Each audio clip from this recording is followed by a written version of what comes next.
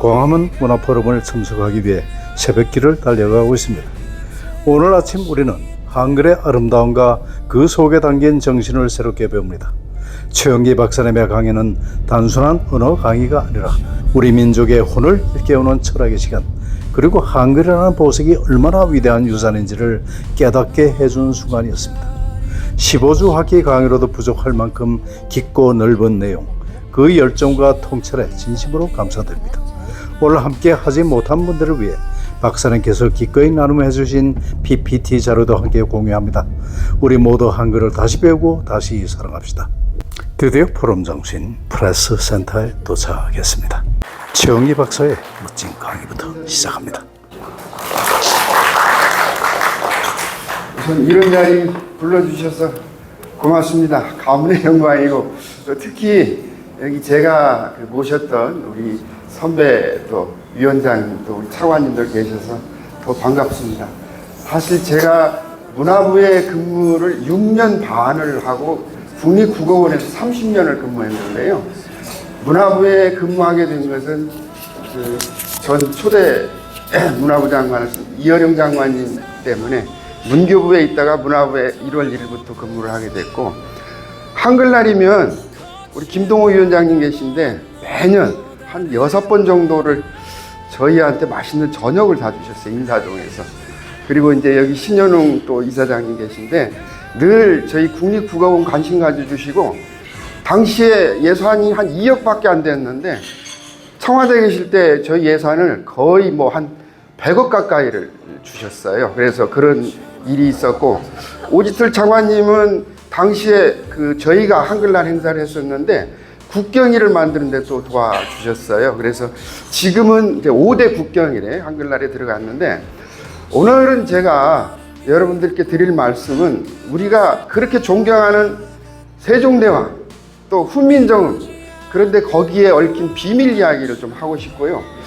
지금도 제가 현역으로 활동하는데 세종대왕 생가는 찾았습니다. 저 통인동 통인시장 입구에 표지석이 있는데 거기서 조금 더 들어가면은 그 생가가 있는데 기념관을 하나 만들고 싶은 생각이 있어서 그 운동을 제가 지금 펼치고 있고, 실제로 제가 세종학당을 2006년도에 처음 시작을 했는데 그때 단돈 10억이 적은 돈이 아닌데 어쨌든 10억을 가지고 제가 국장 시절에 그 예산실에 가가지고 당시에 이제 예산실장하고 다투어서 그 10억을 따냈는데 지금은 한 700억 정도가 됐어요. 그리고 국립국어원도 100억에서 지금은 한 500억이 넘었고요. 저한테 영광이라면은 당시 노무현 대통령 때 그 국기에 대한 맹세, 요거를 제가 이제 만들어서 지금 불리고 있죠. 근데 오늘 국민은혜가 없었네요. 혹시 들으시면 국기에 대한 맹세는 제가 그때 했던, 그렇게 하고, 오늘 제가 그 PPT는 지금 25장인데 주어진 시간이 40분밖에 안 돼요. 그래서 조금 빨리 넘어가고, 가능하면 그 설명이 필요한 부분, 그 부분만 이야기를 하고, 필요하면 이 PPT는 그대로 제가 제공하겠습니다. 먼저 여는 말로 세종대왕이 꿈꾸는 세상은 어떤 나라였을까? 바로 백성이 행복한 나라였습니다.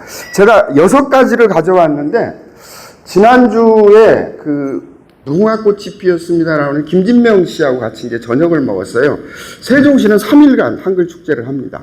저희 물론 문화부도 한글 주간을 제가 설정을 해서 일주일 동안 지금 광화문에서도 하고 있는데, 세종시가 하고 있고 저기 울산시가 하고 있고, 김해도 아마 내년부터 할 것 같아요. 그 한글 주간을 설정해서.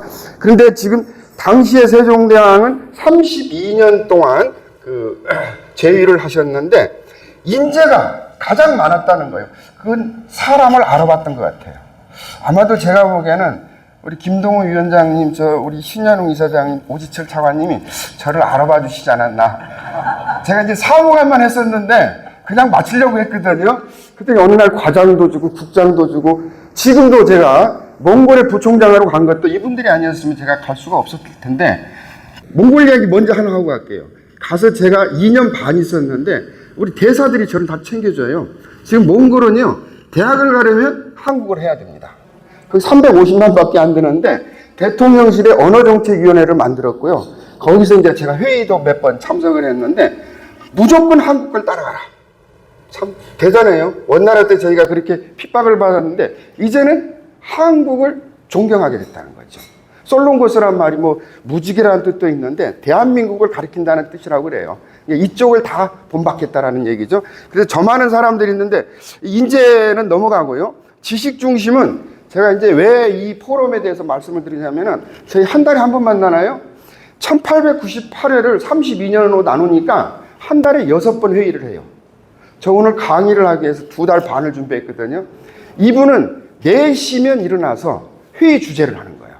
이게 1898회라는 거는 한 달에 6번 회의를 주재한다는 것은 그만큼 그걸 알고 있어야 돼요. 어떤 사람들 강의하라고 그러면 보고 읽고 뭐 이렇게 인사만 하시는 분들도 가능하면 짧게 안 보고 하시는 게 더 좋아요. 그래야 눈을 마주치잖아요. 근데 이분은 1898회를 그리고 더 놀라운 건 뭐냐면 토론. 항상 이분은 먼저 자기 이야기를 안 해요. 우리 저 국회의원들 보면 자기 축사하고는 나가버리거든요. 끝까지 이걸 다 들었다는 거죠. 그리고 마지막에 가서 저희 이제 국어 언어학에서는 이거를 이제 뭐 다 아시겠지만 경청이라고 하면서 긍정화법이에요. 남의 말을 먼저 귀담아 들었어요. 그리고 나서 끝에 마무리를 해주는 거. 정조하고는 정반대입니다. 정조는 나는 사도세자의 아들이다. 내 말을 듣고 나를 따르라는 거거든요. 되게 군대에서 그런 거 많이 하거든요. 근데 이분은 그렇지 않았다는 거예요. 경청, 긍정, 이런 이야기를 하고 싶고요. 4대 교리 넘어가고요. 창조, 훈민정음, 정감. 조금 이따가 제가 그 여민락을 하나 좀 보여드릴 텐데 이분이 음악의 그 규제였다고 해요. 사실은 왕이 될 줄 모르고 그때 당시에 그런 것이 있었는지 모르지만은 악기도 잘 다뤘다고 그래요. 세종대왕이 절대 음감을 가지고 있었다는 이제 그런 이야기고요.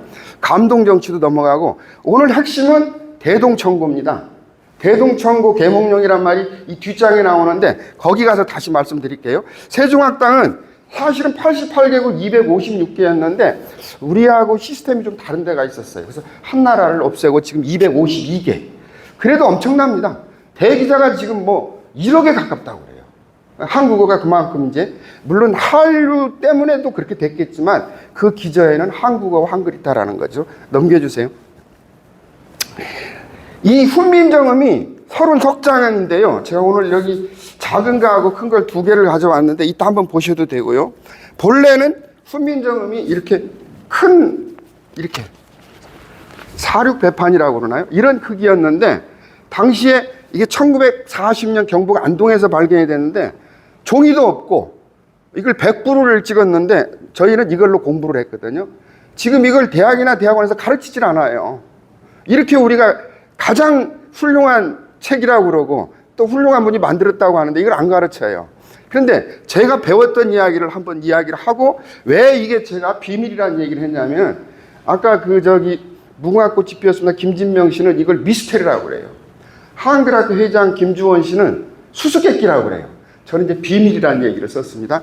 한 장 한 장이 66쪽 30석장인데 비밀이 아닌 곳이 없어요. 그래서 비밀을 먼저 이야기를 하는데 우선 저쪽 오른쪽에 보면은 우리가 저 한글로 써놓은 거 있죠? 저 훈민정음인데 저게 108자입니다. 그 떠오르는 게 있죠? 불교에서 얘기하는 108번네. 그 관련돼 있고요. 왼쪽에 있는 이 훈민정음은 이게 54자인데 왜 이거를 바른 문자라고 안 하고 바른 소리라고 했을까? 이것도 미스테리잖아요. 다시 말해서 소리를 문자로 적는다는 뜻에서 훈민정음인데 정음 자체가 놀라운 것 중에 하나가 있어요. 영어든 중국어든 일본어든 발음기호가 다 있는데 한국어는 발음기호가 사전에 없어요. 소리를 바로 적는다. 그대로 적는다라는 거죠. 이래서 정음이란 뜻이고요.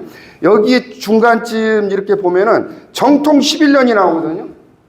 당시에 명나라가 강대국이고 우리가 명나라 말을 안 들을 수가 없었는데 왜 정통 11년에 저걸 발표를 했을까? 정통은 누구냐면은 명나라 영종의 연호인데요. 세종대왕은 연호를 쓰지 않았어요. 그래서 명나라 연호를 썼는데 영종이 8살에 황제가 됩니다. 근데 당시에 8살짜리가 황제가 되니까 누가 설칩니까? 환관들, 요새 말로 하면 비서들이 설치는 거예요. 근데 자기 일을 못 하잖아요. 또 저 외곽지대에서는 또 뭐 거란이나 여진 이런 쪽들이 막 이렇게 그 중앙을 막 호시탐탐 노리는 거죠. 이거를 염두에 뒀던 게 세종인데, 세종 25년에는 이미 세종대왕은 40대 후반이었고요. 그 다음에 28년에는 50이 됐습니다. 그때 이 영종은 19살. 이때 내가 이걸 발표를 해야 된다. 이걸 감수를 한 거죠. 그래서 정통 11년이라고 하는 말이 저기 저대로 써 있습니다. 이게 이제 유네스코가, 야, 이게 실록하고도 일치가 돼요. 왕조실록하고. 이 책에 여기에 지금 정통 11년이란 말이 그대로 나오거든요. 근데 이걸 보고 전 세계 언어학자들이 놀라움을 금치 못합니다. 여기 나옵니다. 정통 11년이란 말이. 이 책이 발견이 안 됐으면 어땠을까? 그러면 아마도 제가 보기에는 그냥 실록에 나온 이야기만 했을 텐데, 이게 1940년 경북 안동에서 발견이 되거든요. 그래서 이제 그 이야기를 하고 싶고, 그 다음에 지금은 이제 그게 없는데, 북한의 경우는 주석입니까? 이분들의 이름이 나오면 줄바꾸기를 합니다.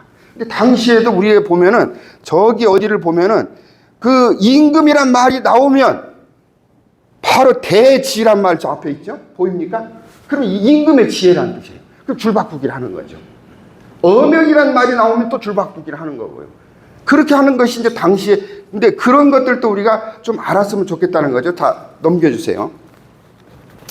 지금 오늘 핵심은 이겁니다. 다른 이야기는 여러분 안 들어도 좋은데, 저희가 배울 때 이 대동천국 계몽룡이란 말을 우리 민족이 우매해서 임금이 우리 민족을 깨우치기 위해서 이 문자를 만들었다. 이게 저희 교과서에 나왔어요. 애민정신, 또 중국과 다르다, 자주정신, 또 편하게 써라, 실용정신, 달달달 외웠습니다. 저 예비고사 썼는데요. 시험 문제 나왔기 때문에 그 세 가지가.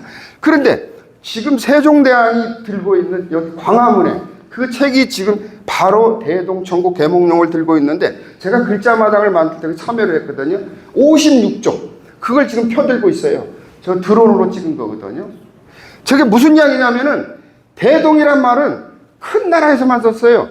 대명, 대청, 대영 이렇게 썼는데, 세종은 이 나라가 작은 나라가 아니라는 생각이에요. 대동 또는 이제 우리가 동방, 동국, 이때 동이라는 거 우리를 이야기하는 거죠. 조선이죠. 근데 큰 나라다. 앞에 대자를 붙였어요. 그 다음에 천고는 옛부터 우리가 어리석은 민족이 아니에요. 지금 뭐가 생략이 돼 있죠. 굉장히 중요한 말이 빠져 있거든요. 근데 우리 선배님들은, 학자들은 저렇게 가르쳤어요. 우리 민족이 어리석어서. 어리석은 게 아니거든요. 어리석은 백성을 위해서 내가 이 문자를 만들었다가 아니고, 제가 새로 해석했습니다. 이 문자로 인류 문명을 열어가라. 이렇게 해야 이게 정확한 얘기예요. 오늘날 한국어와 한글이 뜨는 이유도, 이거를 지금 올해가 579돌인데 580년 전에 이걸 예견을 한 거죠. 놀랍죠? 그 다음에 그 앞장이 이제 55쪽인데요. 그 55쪽은 제작 모신공이 나오거든요. 뭐 한문 아시는 분들 계실 텐데, 내가 신의 솜씨를 모방했다. 이렇게 배웠어요. 그게 아니고, 신이 나한테 이 문자를 만들어라. 계시라고 그러나요? 저도 기독교인데요. 성경에 보면 계시록 있죠. 계시를 받은 거라는 거지. 그렇게 해야 저는 정확하게 된 거고, 하루아침에 1조가 저 임금을 이야기합니다. 줄바꾸기를 했죠. 하루아침에. 갑자기 하루아침이 아니에요. 제가 보기에는 32년간 고민 끝에 나온 것이 마지막 작품이에요. 이 책을 만들고 그 뒤로는 다른 일이 없었습니다. 이게 아마 결정판이 아닌가 싶어요. 사실 33쪽 책을 하나 만들기 위해서 그렇게 고뇌를 했을까? 32년 동안 제가 요새 실록을 보는데요. 하루도 편한 날이 없었다. 세종의 고뇌를 이야기하면서 김진명 씨한테 그 얘기를 했더니, 이분이 소설을 쓰겠답니다. 세종의 나라. 그래서 제목을 제가 세종의 꿈으로 좀 바꾸면 어떤가 하고 엊그제 같이 이야기를 했어요. 집필에 들어갔습니다, 이제. 여러분들께 이야기하고 싶은 거, 이 글씨가 굉장히 명필인데, 앞에 두 장은 그 발견한 사람, 이용준이라는 사람이 서해를 좀 하는 사람인데, 이 사람이 이게 뺏길까봐 앞에 이 표지하고 이걸 없앴어요. 그런데 전체적인 이 글씨는 세종대왕의 세 번째 아들 안평대군이 이 글씨를 썼다. 저 돌아가셨는데 서울대학교 안병희 교수, 제 원장님도 하셨는데 이분이 그걸 밝혀냈어요. 굉장히 그 안평대군이 명필이었다고 그래요. 그래서 저기 어딥니까? 저 숭례문인가요? 그것도 안평대군 글씨라는 이야기가 있어요. 그래서 어쨌든 제가 봤을 때 이렇게 이제 이 문자는 만들어졌고요. 운용법은 넘어가겠습니다. 빨리 넘어가야 되는데 이게 벌써 10분 지나갔네요. 이게 넘겨주세요. 이 여민낙하고 복례인은 꼭 한번 들어봤으면 좋겠는데 시간이 지나도 여민낙 한번 들어주세요. 국립국악원에서 만든 건데요. 저는 이제 이것을 볼 때 좀 찾아주세요. 여민낙. 저게 지금 여주에서 지금 저걸 들어주고 있고, 그 다음에 5월 15일 날, 5월 15일이 왜 스승이 나는 줄 아세요? 세종대왕 태어난 날이에요. 스승 중에 스승. 그래서 5월 15일. 4월 10일 음력인데 양력으로 5월 10일로 고친 거죠.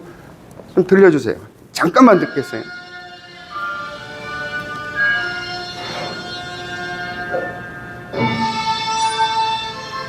세종대왕은 저 얘기를 했습니다. 평소에는 우리 향악을 듣다가 돌아가시면 왜 중국음을 듣느냐? 본인이 직접 이 여민낙을 정감포를 통해서 이렇게 만들었다고 그래요. 백성과 더불어서 즐겨야 된다라는.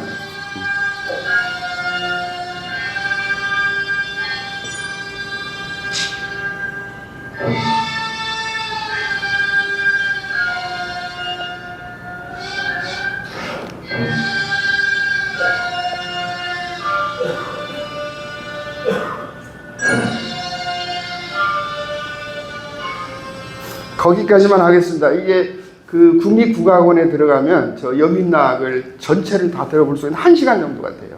근데 이거를 여주에서 우리는 이제 숙모제전이라고 그랬는데, 제가 있을 때 국어정책과 있을 때 5번 대통령을 모셨었거든요. 저 노태우 대통령, 김영삼 대통령 이분들이 오셨는데 지금은 장관님도 안 가시더라고요. 그리고 문화재청장, 지금 국가유산청장이죠. 이분이 하고 있길래 올해도 제가 5월 15일에 여기를 갔다 왔는데, 적어도 제가 보기에는 총리라도 좀 모셨으면 좋겠다. 대통령이 바쁘시면. 그런 부탁을 한번 드리고 왔습니다. 일단 넘어가겠습니다. 그 제자 원리는 저 끝에 이제차 때문에 제가 근데 이쪽에 이제 아설 순치우라고 해서 저희 발음기관을 본떴는데, 최근에 외솔 최원배 선생 그 손자분이 의사인데, 이분이 처음에는 이제 CT로 하다가 요새 더 좋은 것이 MRI거든요. MRI로 촬영해도 정확하더라. 이 연구를 하고 있습니다. 아까 저 프로젝트 말씀하시는데, 우리 연구재단에서 한 3억을 줘가지고 계속 이 연구를 하고 있습니다. MRI로 해도 정확하다는 걸 지금 찾아내고 있어요. 이거 좀 넘기겠습니다. 이게 조금 이따 뒤에 가서 좀 이게 모음자는 우리 철학이 담겨 있죠. 하늘, 땅, 사람인데, 요거 하나는 좀 수정을 저는 하려고 하는데, 우리가 아레아라고 배웠습니다. 아레아가 제주도인데 아레아가 아니고 하늘랍니다. 하늘을 뜻하거든요. 근데 왜 이걸 아레아라고 했을까? 좀 안타까워요. 이걸 하늘아로 고쳤으면 좋겠다는 얘기죠. 자, 넘어가겠습니다. 이거 원리. 그 다음에 이제 훈민정음 해례본의 반포를 할 때 조력자와 반대자들이 있는데, 그 중에 이제 대표적인 이야기를 하는 분이 이제 문종, 그 다음에 이제 세조, 아까 이제 안평대군은 이야기를 했고요. 광평대군 이야기를 좀 하고 싶어요. 광평대군은 5번째 아들인데, 이 어느 날 그 실록에 나오거든요. 창제 비밀 공간이 광평대군 집이 아니었나. 한 달에 7번을 거기를 찾아가는데 아무도 몰랐다는 거예요. 왕후이 소아나우는 아예 거기서 기거를 했다고 그래요. 그러니까 세종이 거기에 오셔가지고 연구를 했다라는 건데, 이 자체가 비밀 프로젝트이다 보니까 아무도 모르게 했다라는 얘기죠. 그거를 많이 광평대군이 도와줬는데, 안타깝게도 광평대군은 1443년 창제 이전에 1442년에 돌아가십니다. 만 20살밖에 안 됐거든요. 많은 사람들이 그분이 창진, 요새 말로 홍역 이런 뜻인데, 홍역으로 죽었다라고 이야기를 하는데, 암살이라는 이야기도 있고요. 또 들리는 이야기에 의하면은 목에 가시가 걸려서 준치라고 하는데, 당시에는 이 목에 가시가 걸려도 함부로 이걸 빼질 못했다고 그래요. 지나가는 스님이 대군이 말라서 죽을 것입니다. 깜짝 놀라는 거예요. 아니, 어떻게 대군이 못 먹어서 말라 죽어? 그럼 말도 안 되는데, 진짜 빼빼 말라서 죽었다는 이야기가 있어요. 홍역이라는 이야기도 있고, 그 다음에 정의공주는 정소공주가 첫째 그 딸인데 거기도 홍역으로 죽거든요. 정소공주가 둘째 딸인데 이 정의공주가 또 훈민정음에 대해서 그렇게 사전 공부를 많이 한 모양이에요. 반포천에 토착 그 변음 토착이란 말인데 오늘 제가 보기엔 이게 방언을 좀 알지 않았을까. 아무도 해결을 못하는 거를 이 공주가 해결했다 해가지고 세종대왕이 그 안씨거든요. 그 안맹담이라는 이제 그 집으로 시집을 갔는데 거기에 많은 전답을 주었다라는 기록이 실록에 나와 있습니다. 그래서 이 정의공주가 그걸 해결했다는 이야기고, 반대자는 지금 여기 진짜 놀라운 게요. 집현전에 당시에 뭐 한 20명 이렇게 이야기를 하는데 찬성한 사람이 8명, 반대한 사람이 7명인데 그 찬성한 사람들은 저 위에 제가 이제 그 다 써놨는데 반대한 사람 이야기를 왜 제가 하고 싶냐면은 이 최만리라는 사람이 우리는 정말로 나쁜 사람으로만 교과서에서 배웠어요. 근데 그게 아니고 최고의 당시 한학자는 이 최만리였대요. 세종과 절친이었고요. 친한 친구였고, 혹시 만리동 아세요? 만리동이 최만리에서 만리. 이 청백리의 상징이고요. 이 이듬해인 1444년 2월 달에 상소를 올렸는데 이분은 상소를 올리고 자기가 사직을 합니다. 그리고 안 돌아와요. 1445년에 돌아가십니다.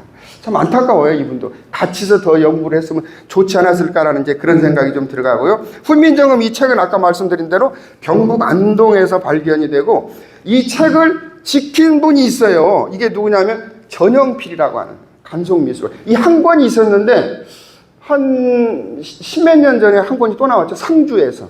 상주분은 또 이분이 또 불을 내버렸는데 그것도 좀 안타까워요. 제가 보기에는 한두 권은 아닌 것 같아요. 왜 그러냐면은 도와준 사람들이 이걸 같이서 이걸 썼거든요. 그분들은 다 이것을 보지 않았을까. 대표적인 게 이제 정인지 같은 사람들은 보지 않았을까. 이제 이런 생각이 좀 들어가고, 정확한 건 아까도 말씀드렸지만 개해년이라는 거. 개해년이 여기서 이야기하는 1446년이라는 거. 이게 일치가 되는 거죠. 아까 정통 11년하고도 일치가 된다라는 거죠. 사실에 근거를 해야 제가 이런 이야기를 할 수 있습니다. 자, 넘겨주세요. 그리고 나서 또 제가 최근에 또 제가 이제 한글과 세종대왕에 미치다 보니까 헐버트라는 사람을 기억 안 할 수가 없어요. 고종 때 저분이 이제 우리나라의 유경재단에서 이제 그 교사로 근무를 해서 처음에는 영어 선생으로 왔거든요. 고종이 이 미국의 그 교사를 요청하니까 세 사람 중에 한 사람이 바로 이 헐버트인데, 이 헐버트가 130년 전에 이런 이야기를 합니다. 한국인은 세계에서 가장 뛰어난 민족이다.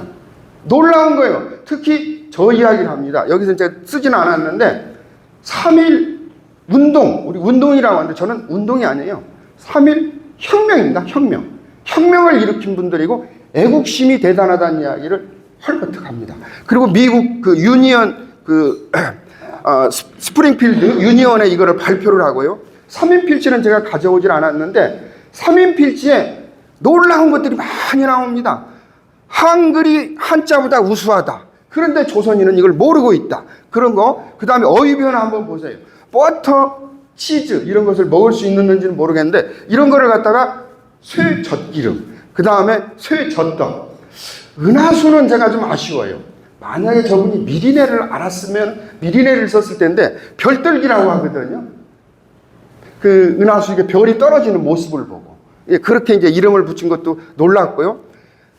여기 지금 그 광화문 옆에 주시경 공원이라고 만들었어요. 그 일도 제가 잊을 수가 없는데 주시경 선생이 거기 살았던 곳이에요. 생가는 아니고요. 생가는 이제 황해도 사람이니까 거기서 살았던 건데 그 용비어천가 그 옆에 있습니다.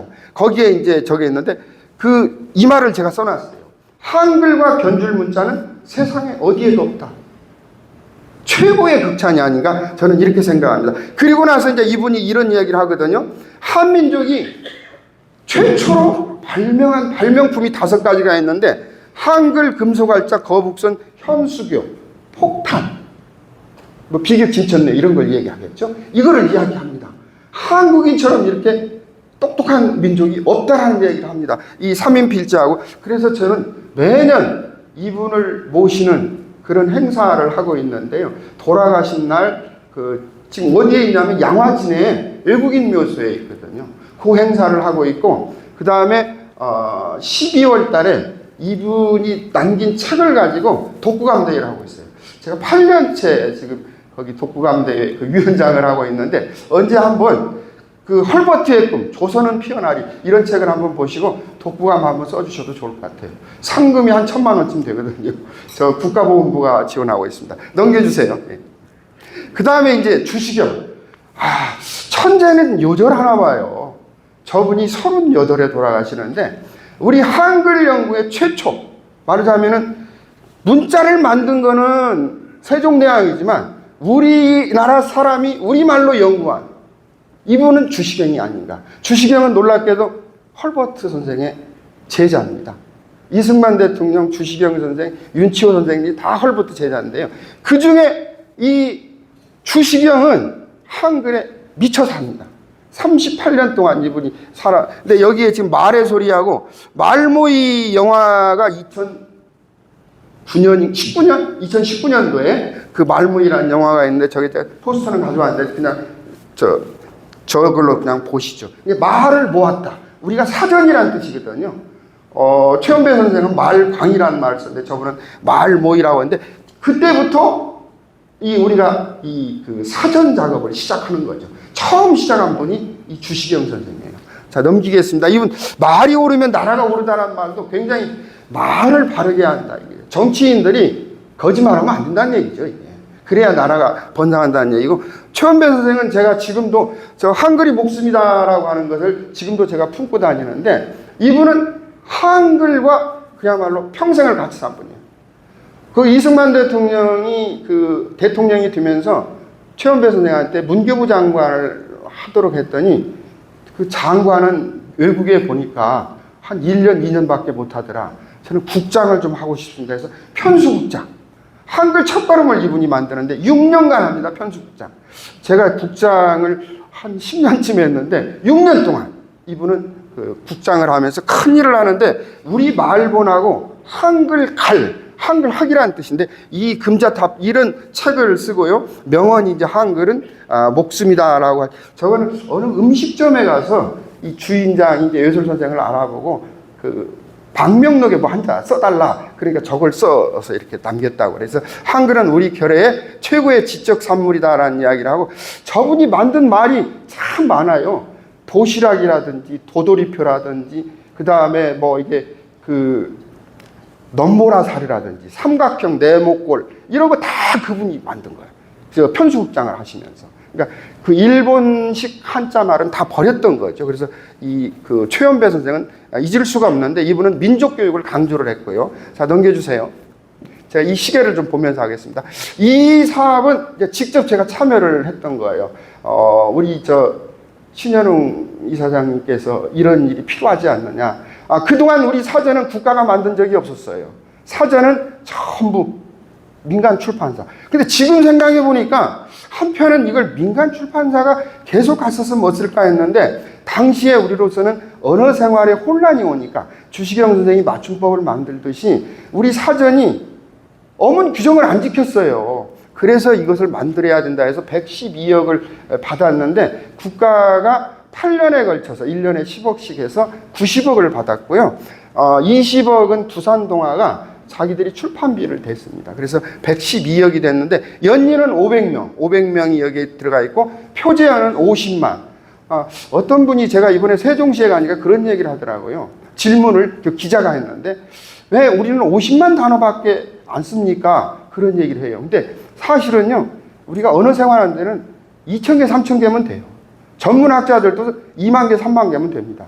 근데 33만 어휘가 아까 그 주시경 선생이 했던 그 우리말 큰 사전, 그게 33만 어휘인데, 거기다가 이제 여기 북한말 전문어 이게 해서 저희가 50만을 만들었고, 지금은 이 뒷장에서 다시 보여주겠지만 100만 단어를 향해 가는데, 전문 용어가 지금 수없이 쏟아지거든요. 그래서 거의 지금 100만 단어도 구축이 되어 있습니다. 그래서 저런 사업을 했다라는 이야기를 말씀드리고요. 넘겨주세요. 이게 이제 저희가 코퍼스라고 그러죠. 저희가 이제 이거를 말뭉치로 바꿨는데, 거의 지금 100만 단어가 구축이 되어 있고, 이때부터 예산이 팍팍팍 늘어납니다. 그때 제 뭐 친구라고 해도 되고 하여튼 저 1년 후배인데 유성엽이라는 국회의원이 있었어요. 문체위원장을 했는데 제가 이제 고향 얘기 한번 곤란한데 하여튼 그때부터 이제 만나서인데 저희 행사 때 그 유성엽 의원이 왔었고 제가 몽골의 부총장으로 있을 때도 거기도 왔었거든요. 그랬더니 선배님 제가 도와드릴 게 뭐 있습니까? 그래서 예산 좀 늘려주세요. 그 한마디 했거든요. 그랬더니 이거 하라고 100억을 참 상당하더라고요 보니까. 개수 조정할 때 제가 한 10억 얘기를 살짝 했더니 10억이 아니라 동그라미 하나 더 합시다. 그래서 100억을 가지고 지금 빅데이터 우리는 이거를 이제 그 언어댐이라고 하거든요. 우리가 AI 시대에 AI가 지금 제가 보여드리겠지만 답변을 잘 못하는 것도 있어요. 데이터가 부족한 거예요. 데이터를 제공해 줘요. 국어원은 지금 요새 그 빅데이터, 그 언어댐 구축하는 일에 주력하고 있습니다. 그래서 저게 되면 아마 제가 보기에는 100만 단어가 되고요. 누구라도 지금 국어원에 들어가가지고 위키피디아 사전인데 누구든지 거기에 표제어를 올릴 수가 있습니다. 그러면 설명은 저희들이 달면 되는 거예요. 표제어를 올려서 누구나 이 위키피디아 사전은 그 독일의 뒤된 사전을 제가 이제 영향을 받았고요. 근데 독일이 쉽게 이렇게 통합을 할 수 있는 것도 언어 통합이 먼저 됐어요. 근데 우리는 지금 북한 사전하고 우리 사전하고 보면은 상당히 이질환한 말을 쓰는데 많이 달라졌어요. 그래서 북한은 지금도 조선말 사전을 쓰고 있는데 저희가 아까 7만 단어, 8만 단어 했지만 결의말 사전하고 비교를 해보니까 굉장히 많이 달라졌어요. 특히 이념적인 거, 정치 용어 이런 것들은 거의 우리가 모르는. 가령 이해만 하나 들어본다면 양반, 신상 우리는 아주 평범하게 쓰거든요. 뭐 멋있는 남자라든지 아니면 뭐 지식인들 이런 사람들 신사라고 하는데 북한은 놀고 먹고 거드름 피는 사람 이렇게 써놨어요. 이게 완전히 다르잖아요. 그래서 그런 작업들이 앞으로 필요하다는 이야기고요. 자, 넘겨주세요. 요거는 이제 세종학당 이야기를 제가 하는데 제가 2007년도에 이걸 처음 이렇게 만들 때 기재부를 갔더니 지금 우리 먹고 살기도 힘든데 뭐 그런 거 만드느냐 그러면서 한 10억 정도를 제가 진짜 발바닥이 부르트도록 다녔어요. 한 10번 이상을 갔거든요. 그때 이제 예산실장을 지금 저 대구 이름은 밝히지 않을 국회의원을 지금도 하고 있습니다. 간사를 하고 있고요. 근데 그분이 그 분기별로 보고를 하는 거예요. 뭐 우리 저 공무원 하신 분들은 알겠지만 1년에 한 번씩 우리가 결산하면 되거든요. 근데 10억 줘놓고 분기별로 하니까 일하지 말라는 거 아니냐. 너무 화가 나더라고요. 그래서 이제 이 세종학당을 만들었는데 다 아시죠? 싸이하고 저기는 누굽니까? 겨울연가인가요? 그 다음에 이쪽에 배용준, 이쪽에 카라, 이영애인가요? 여기는 이병헌. 그 다음에 저 오른쪽은 지금 느몽도지인데요. 지금 저 난리가 나서 뒷장을 한번 넘겨보시죠, 이게. 제가 이제 몽골에 있을 텐데, 몽골에 제가 2년 반 있었는데, 몽골의 민영방송, 국영방송에서 제가 들어가고, 그 밑에 거는 지금 대통령실에서 언어정책위원회를 하는 장면인데, 다른 나라 대사들은 한 5분 발언을 하라고 하는데, 저한테는 50분을 주더라고요. 한국의 언어정책을 배우자 해서, 그 장면이고, 저 말하기 대인데요. 몽골이 인구가 많지 않아요. 300만, 350만 이런데요. 지금 울란바토르에 있는데 저 강당이 2,000명이 들어가거든요. 빈자리가 없을 정도예요. 저 위에는 이제 제가 심사 장면이거든요. 자, 뒷장 한번 넘겨주세요. 이거 몽골이고요. 좀 이거 틀어보 주실래요? 이거 우루과이하고 콜롬비아인데요. 몬테비데오의 한 광장입니다. 한국인에서 승진하자 100여 명이 한지 뛰어나옵니다. 한국설 스와이스의 최신곡에 맞춘 모이라고도 안 했는데 저렇게 모이는 거예요. 광장에.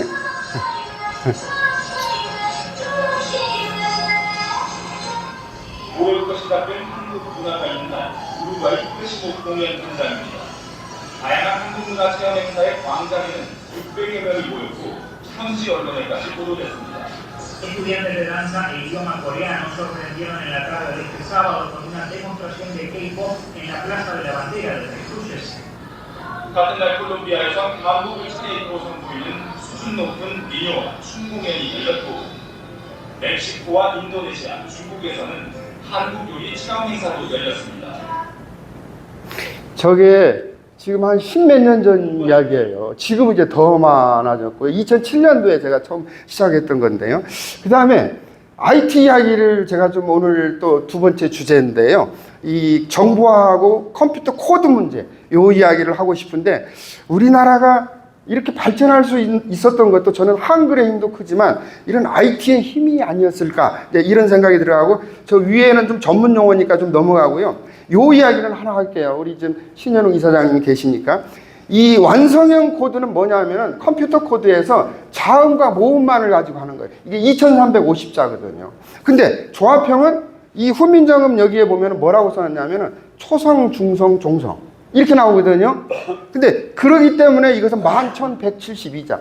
광화문 글자마당에 지금 11,172자가 이게 새겨져 있거든요. 근데 이거를 당시에 공업진흥청, 지금은 국가기술표준원인가요? 여기에서 인정을 안 해줬어요. 왜 그러냐면 자기들 자존심이 있으니까. 조합형만 가야 된다. 이게 그때 당시에는 이제 그 타자기 자판하고 관련이 되거든요. 이게 자기들 저 업자들하고도 또 관련이 돼 있어요. 이거를 우리가 논의를 하니까 알아는 듣는데 당장에는 쉽지 않다. 그때 이혜령 장관님이 아이디어를 하나 주었어요. 이상희 장관을 만나면, 그때 이제 과기처 장관이었는데, 이분은 말을 알아들을 것이다. 이분을 통화하고 가서 이야기를 해보라. 그때 아이디어가 뭐가 떠오르냐면은, 그러면 단독으로 바꾸지 말고 복수로 가자. 이게 아래의 한글의 탄생이에요. 복수로 가다 보니까 지금 완성형 코드는 완전히 사라져 버렸고 조합형 코드만 남아 있습니다. 이게 이제 오늘날 컴퓨터로 이렇게 발전했고, 당시에 저희 방에 들어왔던 게 이제 이찬진이라는 아래의 한글 그 창시자인데, 이 친구는 그때부터 돈을 벌기 시작하는 거예요. 아니, 젊은 친구가 국회의원도 했어요. 장가도 잘 갔어요. 그 배우 누구죠? 김희하고. 아들을 둘인가 셋을 낳았다고. 2명이에요? 예. 길거리에서 만났는데 저를 이렇게, 선배님이 계셔서 제가 이렇게 출세를 했습니다 그러더라고요. 이게 그 이찬진이가 하여튼 출세한 이제 그런 아래의 한글을 만든 거, 바로 이 조합형 코드 그 부분 때문에 그렇고, 실제로 제가 계산을 해보니까 초성, 중성, 종성 받침을 해보니까 이렇게 나오는 거예요. 그래서 이것을 92년도에 협상을 해가지고 그 이듬해부터 복수표준, 이제 관보에 이걸 내기 시작해서 이렇게 됐다는데, 이 일을 우리 문화부에서 했다. 우리 저 신현웅 이사장님 계실 때 박수 한번 쳐주세요. 저희가 이 문화부에서도 좋은 일을 좀 했어요. 네. 자, 뒤로 넘겨주세요. 네. 그런데 이걸 하고도 문제가 좀 있는 게 있어요. 제가 또 이제 외국을 많이 나가봤는데, 뭐냐면은 완성형하고 조합형을 하다 보니까 배열의 문제하고 글자의 문제가 나와요. 가령 이런 거예요. 우리는 독립문이라고 발음하고 독립문 이렇게 쓰잖아요. 아까 사회자께서 한국은 어렵다고 했는데, 이걸 보면은 그러면 순서를 기역을 먼저 해야 되냐, 이역을 먼저 해야 되냐, 외국인들한테는 독립문이라고 가르쳐야 되는데 써놓은 걸 보니까 외국인들은 독립문 이렇게 한단 말이에요. 이게 그런 것들이 한두 가지가 아니죠. 뭐 신라라든가 이런 것들. 그러니까 제가 미국에 가서도 강의할 때 이런 질문을 받아요. 오늘 아침에 이제 저희가 밥을 먹으면서 이 그 소고기, 그 다음에 이제 우리가 이제 고기라고 했을 때, 고기를 어느 것은 고기라고 써놓고 꼭이라고 읽어요. 가령 물고기, 이거 안 돼요. 한국인들은 물고기 그러거든요. 그렇잖아요. 소고기 같은 건데 소고기라고 해야 되고요. 반대로 살고기는 또 살고기가 아니에요. 살코기. 이걸 알아야 되겠다. 그 한글 학교 선생님들이 그 전문 지식이 부족한 거예요. 이게 그런 부분에 있어서 배열의 문제가 떠오르고요. 또 하나는 아까 저 토착 변음 얘기를 했잖아요. 방언 이야기를 안 할 수가 없어요. 가령 이런 거 하나, 부추, 이게 표준어거든요. 저 경상도에 갔더니 정부지라고 그러고, 전라도에 갔더니 소리라고 그러고, 이게 문제가 됐던 거예요. 세종대왕도 이 고민을 하지 않았을까라는 건데, 현대에도 그런 것들이 있어요. 그래서 앞으로 저런 거를 해결해야 될 것이 숙제로 남아있고요. 두 번째는 견모음 같은 게 있어요. 단모음 아무 문제가 없어요. 근데 저기에 나오는 와라든가 워라든가 니을, 이런 것을 겹받침이라고 해야 되느냐, 그냥 받침이라고 해야 되느냐, 외국인들이 제일 어려워요. 쓰기도 어렵지만 가령 갑이라고 써놓고 비읍 시옷인데 우리는 비읍만 써도 될 것 같은데, 이 문제를 해결해야죠. 그래서 그 문제가 지금 있고요. 그 다음에 이 조합형 코드에서 저희가 이제 해결을 될 문제가, 아까 제가 올해가 579돌이라고 했는데 이 이야기를 합니다. 한글은요, 훈민정음 지금 만든 문자 중에서 앞으로 만들어질지 모르지만 가장 최근 문자예요. 그러니까 580년이 됐잖아요. 그래서 제가 저기에 지금 그림 문자, 낱말 문자, 음절 문자, 음소 문자, 자질 문자를 했는데 그림 문자는 이집트 문자, 고대 이집트 문자죠. 낱말은 단어인데 한자입니다. 우리말도 사실은 낱말별로 이렇게 돼 있죠. 그 다음에 음절은 그 일본의 가나.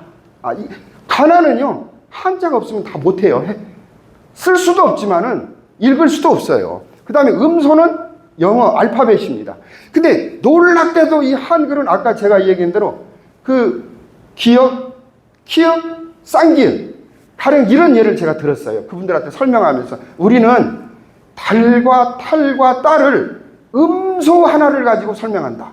달은 근데 영어에서는 그냥 문 그래요. 그 다음에 탈은 마스크, 딸은 버터 이렇게 나가는데 우리는 그냥 음소 하나만 가지고 소리도 달라지고 의미도 달라지고 세상에 이런 문자가 없다라는 이야기가 뒤에서 다시 나오고요. 이게 이제 저는 이거를 해결하려면은 저 인문학자뿐만 아니에요. 이제 공학 하시는 분들, 그 다음에 어떤 저 과학 하시는 분들, 아까 이상희 장관 같은 이런 분들이 같이 요새 융합 시대라고 하는데 같이 만나면 저거는 해결이 될 것 같아요. 길게 가지 않을 것 같아요. 아마 뭐 우리 AI에 뭐 100조를 쓴다고 하는데 제가 보기에는 1조도 안 들어갈 것 같아요. 이제 그 해결이 돼야 되고 인공지능이 대답을 못하는 게 있어요. 왜 하고 만약에 뭐뭐 이러면 얘가 대답을 안 해요. 어떤 사람이 이걸 한번 실제 해봤대요. 김태희가 예쁘냐 박인자가 예쁘냐. 그랬더니 이놈이 가만히 있어요. 왜 가만히 있느냐. 내가 만약에 김태희라 하면은 코드를 뽑아버릴 거냐. 그렇다고 그랬더니 그러면 박인자 회장이 예쁘다. 그런데 코드를 뽑지 않는다면 김태희가 더 예쁘다. 이렇게 이름이 답을 하는 거예요, 이게. 하여튼, 만약에라든지 왜라든지 이런 걸 하면은 얘가 답을 안 나는 거죠. 자, 넘겨주세요.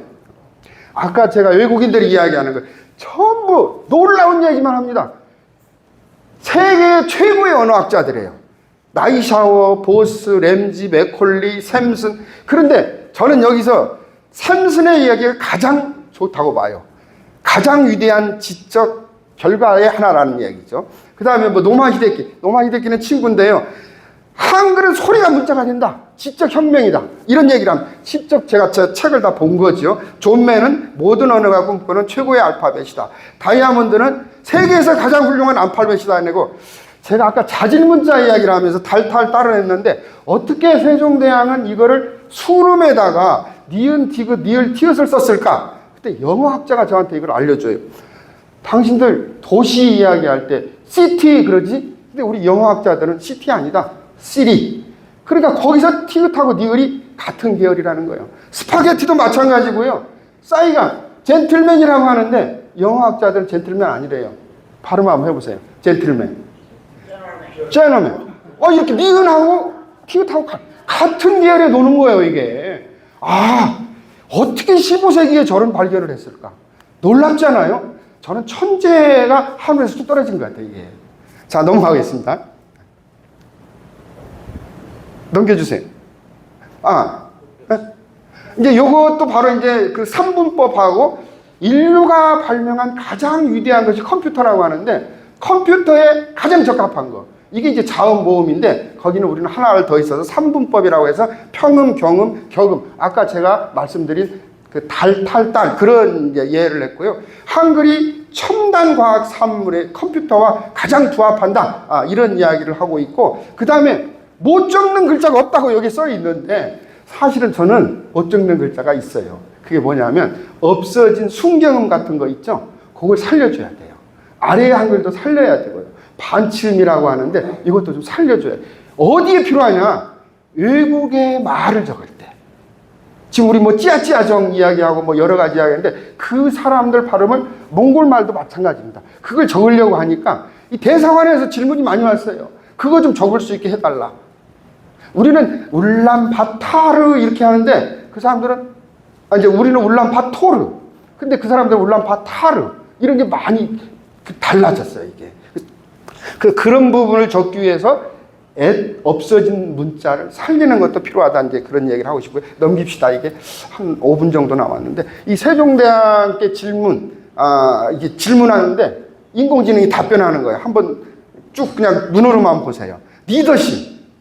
경청 아까 얘기했죠? 그 항상 백성과 함께 아픔을 같이 했다라는 거죠. 거기서 그 지도력은 나온다는 거고요. 백성이 왜 중요하냐? 실록에 보면 이겁니다. 백성은 하늘이 나한테 해준 가장 소중한 것이다. 그래서 백성의 눈물이 멈출 때 이 나라는 평안해진다. 계속 백성 얘기가 너무 많이 나옵니다. 실록에. 154책이 있거든요. 혹시 어떤 뭐라고 그럴까, 사업을 하시는 분들은 꼭 저는 실록, 왕조실록을 좀 봤으면 좋겠어요. 거기 아이디어가 엄청 많아요. 세종실록만도 154책이거든요. 그 다음에 한글이 가장 세종대왕이 한글을 만든 가장 큰 이유가 뭐냐? 이게 바로 이거는 제가 아까 이야기한 거를 아직 입력을 안 했습니다. 세상의 언어를 적기 위해서 이걸 열어간다는 말을 얘가 이제 인식을 해야 돼요. 지금 한 40%밖에 지금 정확히 대답을 못 한다고 그래요. 나머지 60%는 데이터가 부족한 거죠. 자, 또 넘겨주세요. 그 다음에, 이 교육법. 끊임없는 질문. 이따 제가 끝나고 이제 질문을 좀 해주시기 바랍니다. 이게 이스라엘의 교육법인데요. 이스라엘은요, 한때는 저희가 식당에서 말도 못하게 했거든요. 저도 어려서 부모님한테 교육을 그렇게 받았어요. 밥 먹을 때는 조용히 먹어라. 말하지 마라. 근데 하루탄 달라요. 이스라엘은. 학교에서 끊임없이 질문하고 밥 먹을 때 하고 안 되면 식사 끝나고 다시 집에 서재가 다 있는데요. 서재에서 자녀와 아버지는 늘 부모는 대화를 한다고 그래요. 이게 하브루타 교육. 노벨상을 받는 이유도 저런 질문이 아니었나라는 그런 생각. 지금 이스라엘이 가장 노벨상 많이 받는 이유가 이 교육법이 아니었나라는 거고요. 힘들 때 세종은 또 이야기는 우리 제가 죄송합니다. 여선생님들 많이 계셔서 소원왕후가요, 왕후 중에 자녀를 가장 많이 낳았어요. 8남 2녀. 근데 그 중에서 3명이 먼저 가요. 아까 이야기한 그 광평, 그 다음에 이명, 그리고 그 첫째 딸 정소. 먼저 이때 가장 힘들었는데 문자를 만든 직전에도 광평이 죽었고요. 반포를 하는 1446년 6달 전에 소나우가 돌아가셨어요. 얼마나 가슴 아팠겠어요. 그런데도 이 책을 발표를 할 수밖에 없었던 거죠. 내가 이때를 놓치면 안 된다라는 거죠. 6달 전에 소나우가 돌아가시는데 그때가 가장 가슴이 아팠다 하고, 오늘날 사람들에게 하고 싶은 이야기, 아마도 이것이 아닌가, 옆에 사람들 귀하게 여기라는 그것이 아마도 하늘의 뜻이 아닌가. 그게 우리 삶의 질. 이런 포럼 자주 하시면 좋을 것 같아요. 이게. 자, 넘겨주겠습니다. 요거는 그냥 저를 한번 어떻게 대답을 하나. 제가 깜짝 놀랐어요, 이게. 근데 조금 더 들어갔으면 좋은데, 여기까지 지금 저에 대해서 이야기를 하고 있습니다, 이게. 참 이것만도 고맙긴 한데, 더 이야기가 있는데, 아직 제가 데이터를 덜 줬거든요. 자기가 찾은 거예요, 이게. 자, 넘겨주세요. 그리고 데몬 헌터스, 많이들 아시는데, 저희 위에 저게 있는데 다시 돌아가기가 시간이 없어서 그냥 넘어가는데요. 이 애니메이션 영화라는 거 알고 계시죠? 지난주까지 이게 8주 연속 주제곡, 이게 석권을 했다고 나오는데, 무슨 얘기를 제가 하고 싶냐면은, 지금 데몬 헌터스 이것 때문에 대한민국이 더 많이 알려지는 그런 부분도 아닌가, 이제 이런 생각도 좀 들어가고요. 여기에 나오는 데몬이라는 게 말하자면 저거 아니에요? 악마? 그런데 이 악마가 우리 저승사자. 이런 모습으로 나온다는 거지, 이게. 저변에 있는 것들이 전부 한국과 관련된 이런 것들이 여기에 있고요. 더 놀라운 얘기를 하면, 미국의 어느 초등학교는요, 수업 시작 전에 캐디언을 틀어주지 않으면 아이들이 딴짓을 한대요. 이걸 틀어주면 아이들이 더 집중을 하는 거예요, 이게. 수업도 저는 그런 식 수업, 옛날에 저희는 선생님이 말하면 받아 적고, 받아쓰기 이런 거 있잖아요. 근데 요새는 그런 수업은 안 맞아요.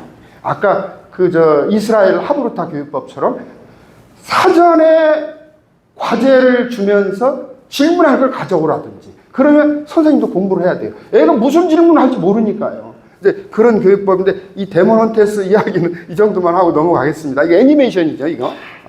그런데 여기서 멈춰버리면 제가 오늘 이야기한 효과가 없어요.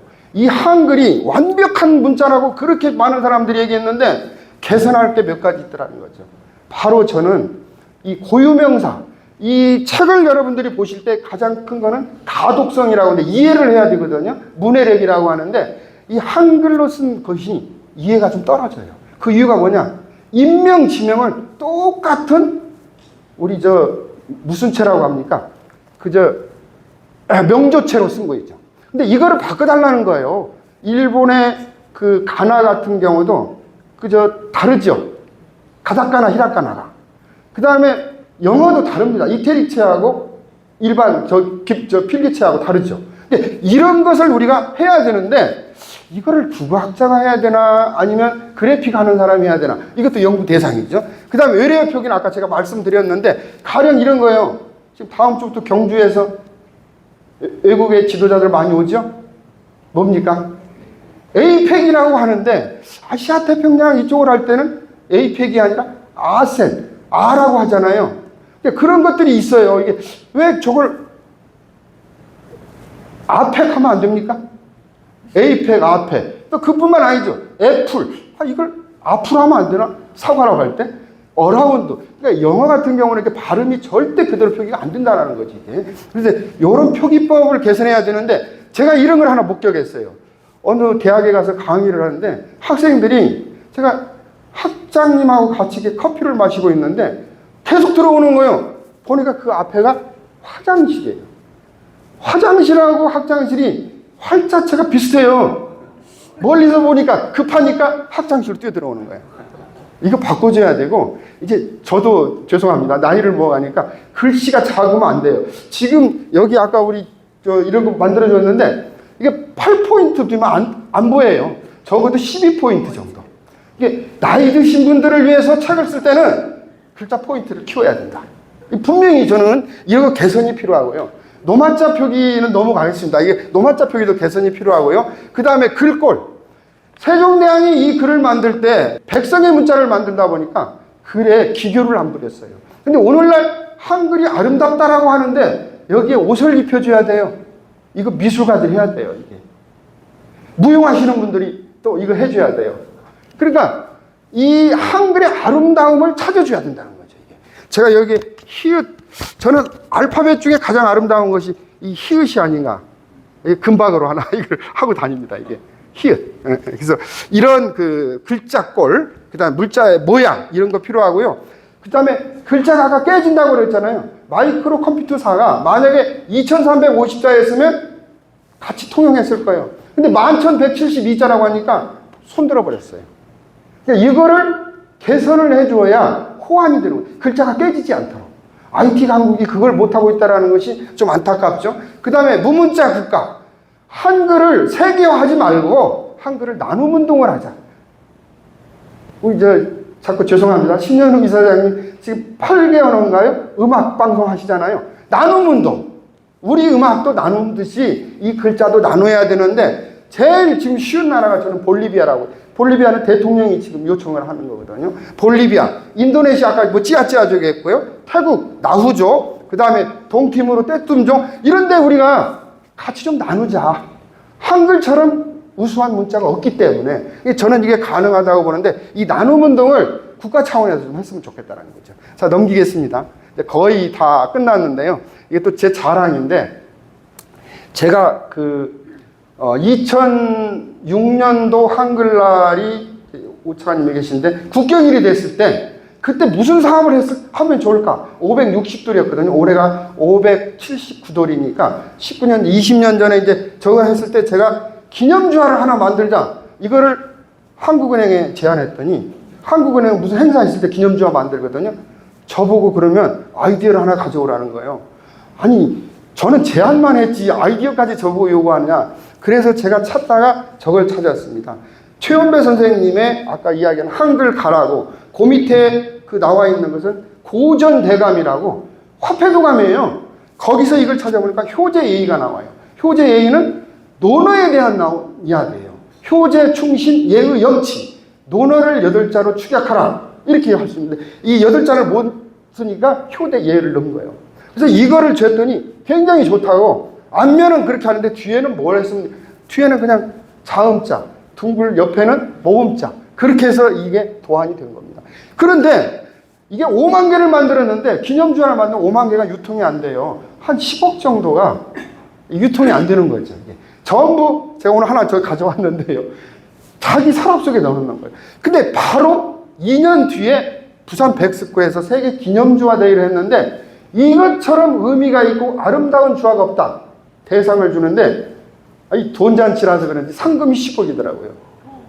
조폐공사 사장님, 아까는 한국은행인데 조폐공사 사장님이 저보고 인사동에서 저녁을 먹자고 하더니 이거 100개를 주더라고요. 아니 공무원이 저런 거 받으면 안 되죠 이게. 그랬더니 혼자 갖지 말고 직원들하고 좀 나누세요 그러더라고요. 그래서 저희 직원들이 하나씩 다 가지고 있어요. 저게 이제 효제인데 의미도 있고 굉장히 아름답습니다. 저 하나 가지고 왔는데 한번 보시면 되겠고요. 2006년도 기념 우표도 만든 사례가 있고요. 거의 다 끝난 것 같습니다. 이제 닫는 말인데요. 다 좋은 말인데 우리 신현웅 이사장님 여기 글도 쓰셨는데 제가 저 책을 처음부터까지 다 읽어봤는데 K문화의 원천은 한민족의 문화인자다. 그 다음에 대한민국은 신바람 문화가 있다. 그리고 과학적인 한글이 있다. 제가 가슴이 쿵쾅쿵쾅 이런 이야기고요. 백범 선생님 그렇고 빌 게이츠 이야기도 그렇고 빌 게이츠는 독서 이야기고요. 엘빈 토플러는 제3의 물결을 쓴 사람이죠. 이 사람이 저런 얘기를 합니다. 한국은 앞으로 세계 중심이 된다. 이거 얼마나 좋은 얘기예요. 어깨에 힘을 좀 주고 싶어요, 제가. 그리고 나서 세종대왕 노력하면 뭉쳐서 노력하면 못할 것이 없다. 엊그제 왔다 갔습니다. 샘 올트먼. 한국이 없으면 인공지능은 발전할 수가 없다. 삼성과 아마 SK를 이야기한 것 같아요. 그래서 대통령을 만나가지고 저희 얘기를 한 것을 제가 봤습니다. 이상 제 얘기는 마치겠습니다. 이상으로 한국사람 최은희 박사님 질문 받을까요? 아침 강연이 끝났습니다. 예, 당연히 질의응답 순서가 이어지겠죠. 또 하나 공지 말씀을 드리겠습니다. 지금 말씀하신 한글 관련해서 우선 그 세종대왕이 계신 이 광화문 앞에 뭐죠? 그 광화문 앞에 광화문 현판 있잖아요. 그거를 한글로 지금 한자에서 한글로 만드는 그러한 어떤 계획이나 또는 어떤 운동 뭐 이런 걸 좀 하시는 뭐 어떤 그런 게 있는지를 좀 여쭈고 싶고요. 그렇게 만들 게 가능한지 그런 질문을 하나 드리고 싶고요. 나중에 제가 답변을 듣겠고 이 한글 해본 관련해서 제가 저는 여행 작가 김완태입니다. 2개월 전에 그 판토리 명창, 벨동 명창을 모시고 한국에서 그 세상에 알린다 해서 몽골과 바이칼루스에 다녀왔는데 마침 지난주 한글날 10월 9일날 KBS 다큐 인사이드에서 그 벨동 명창이 나와서 해대본 그 한글의 우수성을 50분 정도 이렇게 해가지고 방영이 됐어요. 그리고 오늘이죠. 오늘 2부작으로 오늘 또 한글 관련된 그 내용이 나오는데 그거는 제가 유튜브로 해서 이 단톡방에 좀 공유를 하려고 합니다. 해도 되겠죠? 예, 그래서 그거는 제가 공지로 말씀드리고 우선 아까 말씀드린 질문 좀 대답을 해주셨으면 좋겠습니다. 질문은 길었는데 답변은 짧게 하겠습니다. 우선 제가 어제 그 대한민국 역사박물관에 마침 그 관장이 후배라서 한수 그 관장을 만났는데 그 자리에 갑자기 그 유홍준 청장이 들어오더라고요. 지금 저기 중앙박물관장 유홍준 그 관장이 그때 당시 문화재 정장할 때 한글로 되어 있는 걸 떼냈어요. 그래서 만나서 잠깐 얘기를 했는데 긴 얘기는 못하고 다시 중앙박물관에 와서 다시 이야기를 좀 했으면 좋겠다는 이야기를 했고요. 그분이 요새 생각이 좀 바뀌었어요. 생각이 바뀌어서 한번 다시 이야기를 하고 싶고 저희 그런 모임이 있습니다. 그래서 이 지금 당시 한글로 써 있는 거는 박정희 대통령 글씨인데 이 자체가 지금 68년도니까 지금 한 50년, 60년 돼가죠. 그 자체가 지금 문화유산입니다. 그래서 지금 그게 고궁박물관 창고에 있어요. 갖다 붙이면 됩니다. 그리고 훈민정음체로 만들어 놓은 것도 있어요.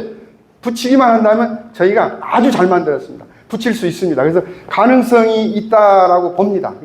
그 이야기는 이제 그 정도 말씀드리고, 훈민정음 이야기는 뭐 광고니까 그렇게 열심히 제가 지금 그 운동도 하고 있고, 많은 분들이 지금 도와주고 있고, 아마 저는 실현이 되지 않을까라는 생각을 하고 있습니다. 오늘 의미 있고 굉장히 좋은 강의 잘 들었습니다. 근데 평상시에 제가 가지고 있던 궁금증을 아까 잠깐 말씀해 주셨는데, 사라진 옛 고어, 그러니까 뭐 여린이용이나 옛 히읗, 반치구, 아까 하늘 아 이런 글자들이 지금 현재 이제 언어는 시대가 지나가면서 계속 발전을 하잖아요. 근데 500년이 지난 글자가 지금 이 시기에 와가지고 표현하지 못하는 여러 가지 소리들을 또 외래어들이 많이 있으니까 했으면 좋겠다라고 하는데, 기존에 사라진 글자 또는 새로운 글자의 추가 같은 것들이 혹시 논의되고 있지 않나라는 그런 궁금증이 생깁니다. 우선 그거를 살려 쓰자고 하는 것을 반대하는 사람들은 저를 비롯해서 이 언어학자들입니다. 이 1933년에 맞춤법을 만들 때 조선의 학회, 지금 한글학회죠. 이분들이 그걸 만들었는데, 쓰지 않으니까 이건 우리가 버리자라는 의미로 그걸 했는데, 저는 지금 어문 규범이 4가지가 있어요. 맞춤법, 표준어, 외래어 표기법, 노마자 표기법이 있는데 전부 다 이게 30년이 다 넘었습니다. 그 중에 제일 오래된 것이 외래어 표기법이에요. 86년에 이거를 이제 제정을 했었는데 지금까지 손을 안 보고 있어요. 이 외래어 표기법은 정말로 고쳐야 돼요. 짜장면, 자장면, 학자들은 자장면이라고 그래요. 국어 선생님도 자장면이라고 그래요. 근데 일반인은 다 짜장면이에요. 그럼 그쪽으로 가야 되죠. 외래어 표기법도 저는 바뀌어야 된다고 보고요. 지금 북한의 경우는 외국말을 적는 법이에요. 우리는 외래어 표기법이라고 하는데, 우리도 외국말을 어떻게 적을 것인가, 요거는 제가 보기에는 제한적으로 우리 맞춤법이나 표준어가 아니라 외래어를 적을 때는 이런 것이 필요하다, 요것만 넣어주면 돼요, 이게. 그래서 그 외래어 표기법을 개정해야 됩니다. 앞으로 국어원장이 지금 1년 2개월 동안 비어 있어요. 누가 올지 모르겠는데 이거부터 지금 바꿔야 돼요, 이게. 그런 생각인데, 저는 외국에서 전화를 많이 받으면서 외래어를 적을 때는 이게 필요하다라는 것을 이야기하고 싶어요. 그러네요. 외래어 발음을 제시를 해줘야 됩니다. 아까 제가 그런 얘기를 했잖아요. 가령 우리가 뉴욕인지 뉴욕인지, 아니면 뭐 그 도쿄인지 도쿄인지 이 발음을 해줘야 돼요, 이게. 근데 외래어 표기법에 대해서는 발음이 하나도 없어요. 우리 사전을 만들 때도 외래어 경우는 발음을 적도록 이게 해줘야 됩니다. 제가 연구하겠습니다. 하여튼 이 학자들이 지금 반대를 하고 있어요. 일반인들은 다 찬성인데. 제가 질문에 대해서 저도 공감을 하고 있었는데요. 그 중에서도 또 그 P하고 F하고 그 발음이 미국에서 다르잖아요. 영어로는 P와 B, 그 다음에 B와 B. 그런데 그거를 한글로도 똑같이 표현하는데 그런 것도 좀 고민을 하셨습니다. 그게 바로 그 부분을 적기 위해서 순경음이라는 걸 살리면 됩니다. 피읍이라든지 이런 것들 있잖아요. 이런 거 순경음만 살려주면 충분히 그건 구분이 되거든요. 이게 적을 때, 외래어를 적을 때. 그렇다고 해서 막 복잡하게 앞에 어두에 뭐 3개씩 쓰라는 게 아니에요. 이게 순경음 같은 것을 살려주면 외래어 표기법이 아주 효율적이라는 거죠. 좀 연구 좀 하겠습니다. 이상으로 광화문 문화포럼 10월 특강을 모두 마칩니다. 광화문 문화포럼의 이모저모 계속 보내드리면서 권택TV 인사드립니다. 오늘도 행복한 하루 되십시오. 감사합니다. 오늘 아침의 연주는요, 첼로 연주입니다. 첼리스트 이호찬 선생님하고 또 피아니스트 김혜빈 선생님이 이 계절에 한 번은 꼭 듣고 넘어가야 할 고역을 연주해 주시고요. 그리고 또 나오는 이 김동규 바리톤 김동규 선생님이 내가 10월 한 달 벌어서 1년 먹고 산다라고 얘기했던 10월의 멋진 날에 이 두 곡을 들려드리도록 하겠습니다. 여러분 박수로 맞아주시기 바랍니다.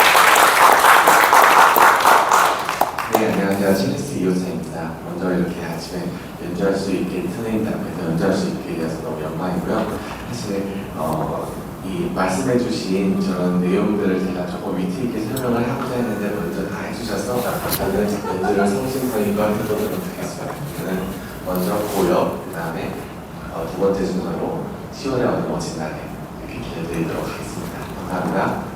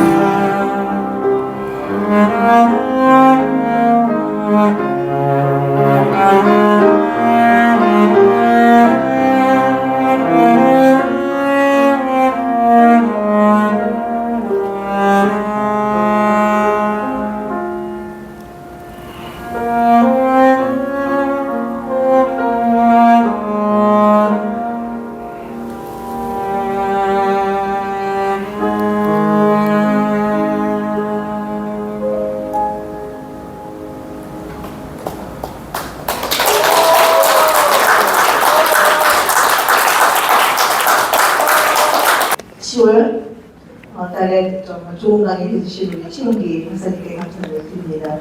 11월 모임 때도 많이 나오셔서 서로 감사 나누시고 좋은 시간 되시기를 바랍니다. 건강하시고 11월에 뵙겠습니다. 감사합니다. Thank you for always watching Kwandae Wook TV. Your support means the world to me. I promise to repay your kindness with even better content. 권대욱 TV였습니다.